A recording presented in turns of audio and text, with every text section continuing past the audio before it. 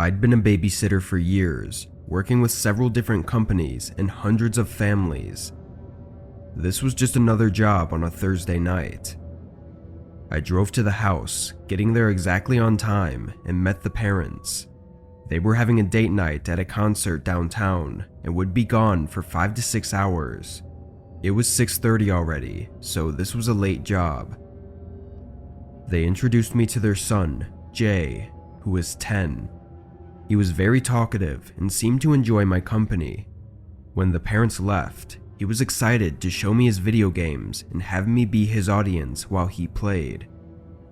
He played for around 2 hours before I started getting hungry. I let him continue playing in the living room while I made something to eat in the kitchen. I spent maybe 5 minutes heating up a meal, but then all of a sudden, when I got back, Jay was different. He wasn't talking anymore, and he seemed really shy. I tried starting up conversations, but he would barely respond. I had no idea what happened. I asked him if everything was okay, but he just nodded. I didn't want to be bothering him about it too much, so I pretended like nothing was wrong and watched him play some more. Once 9:30 came around, I told him it was time for bed and made sure he got ready. He was still acting weird, trying to avoid me and delay going to bed for as long as possible. Finally, just before 10, he got in bed. I went downstairs and sat on the couch. I was replaying the whole night in my head, wondering what went wrong, but there really didn't seem to be anything I did. I left him alone for a few minutes while I made food, and then it was like he just flipped a switch. While I was thinking on the couch, I heard Jay upstairs. He was walking down the hallway and then opened a door. I quickly went upstairs to see what he was doing, but he wasn't in the hallway. I opened the door to his room, and there he was, sitting in his bed just as I left him. "What are you doing, Jay?" I asked nicely. He looked scared of me. After no response, I just decided to let it go and began walking out the door, but then he said to me he had to use the bathroom. I said okay and let him go down the hall, but while he was in there, I took a look around his room. It all looked like an ordinary 10-year-old boy's room. Just as I was walking out, I noticed something in the corner of my eye. I looked over, and right by the closet, I could see someone's eye looking back at me through the crack in the door. I hesitated, then walked out of the room and closed the door. I listened and didn't hear any movement in the room. As soon as Jay came out of the bathroom, I told him to be quiet and rushed him downstairs and into my car. I dialed 911, and as we waited for them to show up, I asked Jay if he knew someone else was in the house. He was quiet, not responding to me at all. When the first officer came, he went right inside and caught the man walking around upstairs. He looked like a 30-year-old creep. When questioned, the man said he was a friend of Jay's and that Jay even let him in the house to babysit for the night. Strangely, when the parents got home, they basically pushed me away and didn't give me any more updates on what happened. There was obviously something really weird going on because Jay was very scared of him. I don't know if they knew each other or if this was a first-time encounter, but I hope it was all dealt with well by the police.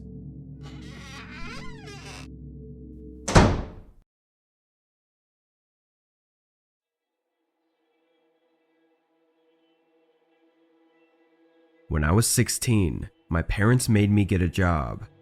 They were tough like that, and made my older brother do the same when he turned 16 as well. He got a job in retail, working as a cashier for some tech shop, but I wanted to do anything other than that. The only thing that caught my attention was babysitting. I had younger cousins that I enjoyed being around, so I thought it wouldn't be so bad. There was a company in my town that I applied for, and after a short interview, they offered me a position. It wasn't a very normal hiring process, at least I don't think. Once hired, they took some pictures of me and had me fill out a bio of who I was. Then they posted me on their website as a babysitter. I waited. A few weeks went by, and still, nobody had booked me. My parents told me to be patient, but I was already looking for other jobs. Until one day, I finally got a notification. Someone booked me for a full night and morning, meaning I would have to spend the night there and continue watching them in the morning. It was on a Saturday, so I didn't have school, but spending the night somewhere else felt strange to me. I arrived at the house at the scheduled time of 10 p.m. I was met at the door by the dad, who invited me in. He was an older man, in his late 50s I bet, but he told me his daughter was only 4 years old. He showed me to the kitchen, where he had me sit at the table with him and talk to me for a good 25 minutes. He asked me all about myself. I wasn't sure if this was normal or not for parents to do when hiring a new babysitter, but I went along with it. At some point, I realized I hadn't met or even seen his daughter yet, so I asked where she was. He said she was upstairs in her room sleeping, and that I wouldn't have to worry about watching her until the morning. Then he got up abruptly and said he had to go, and would be back around 11 tomorrow morning. He stepped out and left me the key to the house. I remember feeling very confused about the whole situation. None of it felt like I thought it would. The first thing I did after he left was walk around the bottom floor. I forgot to ask where I was supposed to sleep, or if there was food for me to make, or any games for us to play. Probably all questions experienced babysitters would have asked right away. As I walked around, I began wondering where all the kids' stuff was. He said his daughter was 4, so I expected a mess of toys all over the house, but there wasn't a single toy in sight. I even checked in a few drawers that looked like they might have some, but there weren't any. The fridge and cabinets didn't seem to have much kid food either. I realized this was off to a really bad start, and I just needed to relax. I decided I would text the dad in the morning and ask him about the food and stuff, but for now I would just make myself a spot on the couch and sleep. I found a blanket and used the couch pillow, then turned off the lights. I tried to sleep for nearly 2 hours, but there was something off about the house that just kept me up. Then, at 1 a.m., I heard something click on the other side of the house. I shot up and looked across the room. The whole house was quiet now. I was sitting up for a minute until I heard the back door softly slide open. My heart was pounding as I got up and went to the hallway that had a clear view of the back door. I was confused to see the dad with his back to me while he was trying to softly close the door behind him. I believe this moment that I had to process everything before he saw me was likely the reason for my escape. As he turned and saw me, I started running for the front door. His footsteps followed behind me, rushing down the hallway and yelling at me to stop. I ran for my car and got in. The dad wasn't far behind, banging on my window as I backed out of the driveway. While running away was a smart decision, the next one wasn't so much.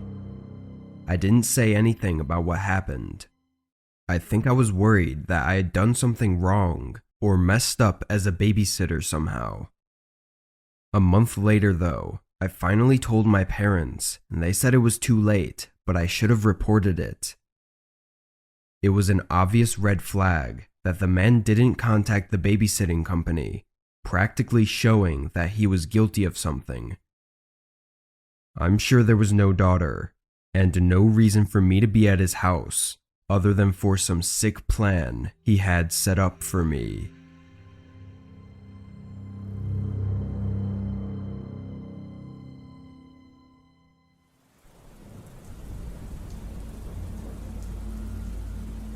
I hired a babysitter for my 6-year-old a few months ago. I used a website to hire the same young girl every time because she was familiar with my son already. On this night though, she wasn't available. I had somewhere to be at 5 and only needed someone to watch my son for a few hours, but there was only one babysitter able to come at that time. It was a 17-year-old boy named Ben, who looked nice in the pictures. I scheduled him to be here at 4:30, then waited. At 4:30, I had my son turn off his video games so that I could introduce them, but Ben still didn't show. I was watching out the windows for his arrival, but at 5, I called the website and asked where he was. They told me he clocked in on their app, supposedly meaning he arrived and was babysitting already. After discussing it a bit more, they canceled it and apologized, but said no one was available to cover for him. I was really angry, being forced to cancel my plans. At 6, I made dinner for myself and my son, and we started watching a show together. In the middle of the episode, there was a knock at the front door. I paused the show and went up to look through the peephole. A guy was on the porch, and I saw his car parked in our driveway as well. I opened the door. "Hi, I'm Ben," he said. I gave him one of those "Are you serious right now?" looks. "You're over 2 hours late. Just go," I said, closing the door in his face. Not the nicest thing to do on my part, but I was honestly even more upset that he chose to show up still. I sat back down and played the show again. After a couple minutes though, I checked the window and saw that his car was still there in the driveway. A cold rush ran through me. I went back to the door and looked out the peephole. It was dark, and at first I didn't see anything, but then, at the very bottom of the peephole, I saw him. He was standing very still, pressed all the way up against the door, like he was listening. I watched him for a few seconds, so creeped out that I was in a state of shock. I must have been visibly so, because my son called out to me in a worried voice. I snapped out of it and backed away, telling my son to go to his room and lock the door. I called the police, but I think Ben heard. He knocked on the front door, then the doorknob rattled, and he banged on the door again. I heard his footsteps move around to a nearby window, followed by him trying to pry it open. I ran around the house to make sure everything else was locked, then joined my son in his room while we waited for the police. 5 long minutes passed before I heard sirens approaching the house. When they pulled up, apparently Ben was sitting in his car, pretending like he was happy to see them. He made up a whole story about me being crazy and said he was just here to babysit at his scheduled time. His lies didn't last after I showed them the confirmation email saying he was supposed to come 2 hours ago. The next few weeks were overcomplicated, but at the end of everything, not much happened. Ben lost his job, but aside from that, nothing else was really done because he denied everything. It's really scary because if he had shown up on time, then I would have left my son alone with him. I don't know what he was trying to do, but I'm glad I didn't have to find out.